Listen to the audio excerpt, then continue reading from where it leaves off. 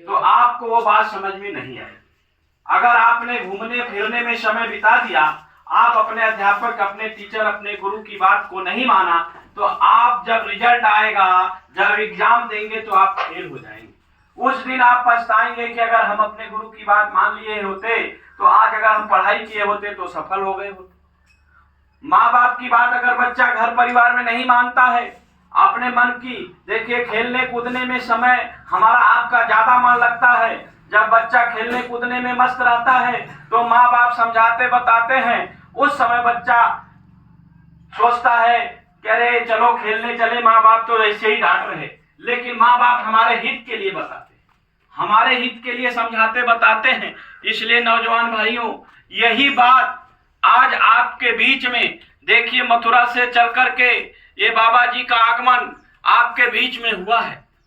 तो आपको यही बात बताने के लिए कि जैसे हम आप दुनिया का काम करते हैं, पढ़ाई लिखाई करते हैं, घर परिवार मकान में रहते हैं, और उसके बाद कोई 10 साल 20 साल 40 साल 60 साल कोई गारंटी नहीं है, फिर हम आप इस दुनिया से चले जाते हैं। आखिर कहाँ जाते हैं, इसी का भेद महात्मा जी बताने जा रहे। हमारी ये शरीर है, अगर ये शरीर अभी है, चाहे नौजवान हो, चाहे बूढ़ा हो, चाहे बच्चा हो, लेकिन कोई गारंटी नहीं शरीर से ऐसी कौन सी शक्ति निकलती है जिसको निकल जाने के बाद इस शरीर को कोई पूछता नहीं है।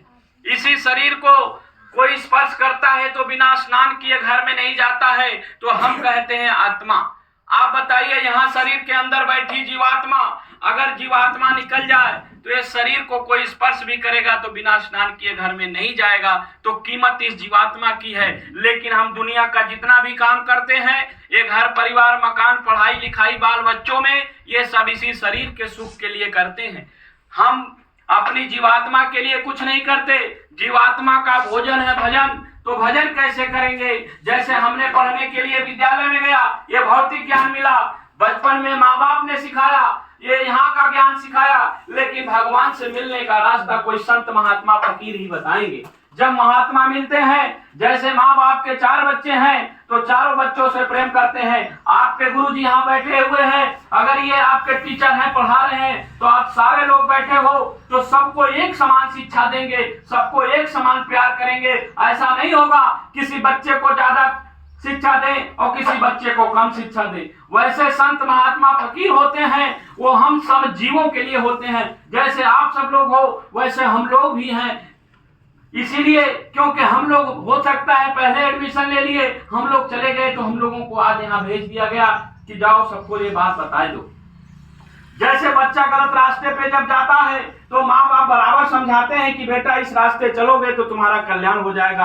अगर बेटा बात को नहीं माने तो माँ बाप क्या करेंगे? वैसे जैसे गुरुजी ने कहा, गांव तो बड़ा है लेकिन भाई वो तो अपने स्वविवेक के और स्वेच्छा के ऊपर, बिल्कुल सत्य है। देखिए, जब तक आपको नहीं समझ में आएगा, हम लाख बताएं उसका कोई मोल नहीं है। हमें खुद समझ में आना चाहिए। तो ऐसे महात्मा आए हुए हैं, ऐसे गुरुजी आए हुए हैं, हम तो निवेदन करेंगे कि आप लोग भी अगर समय मिल जाए, कोई परेशानी ना हो, तो 11 साढ़े 11 बजे के करीब वहां आकर के बैठ कर 2 घंटा महात्मा की बात सुन लीजिएगा, समझ लीजिएगा।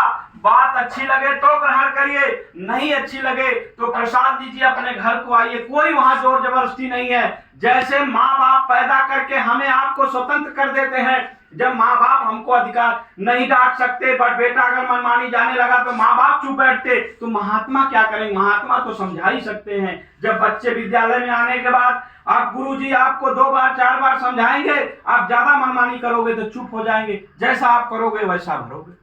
इसलिए प्रेमी भाइयों, ये बहुत सौभाग्य है, और सौभाग्य यह मानव तन मिलता है, और मानव तन मिलने के बाद हम बचपन में खेलने कूदने में, फिर पढ़ाई लिखाई में, फिर शादी विवाह हो गए, फिर बाल बच्चे हो गए, फिर इसी दुनिया में हम भूल गए। ये दुनिया संसार हमारी नहीं है। जैसे कोई बाहर जाता है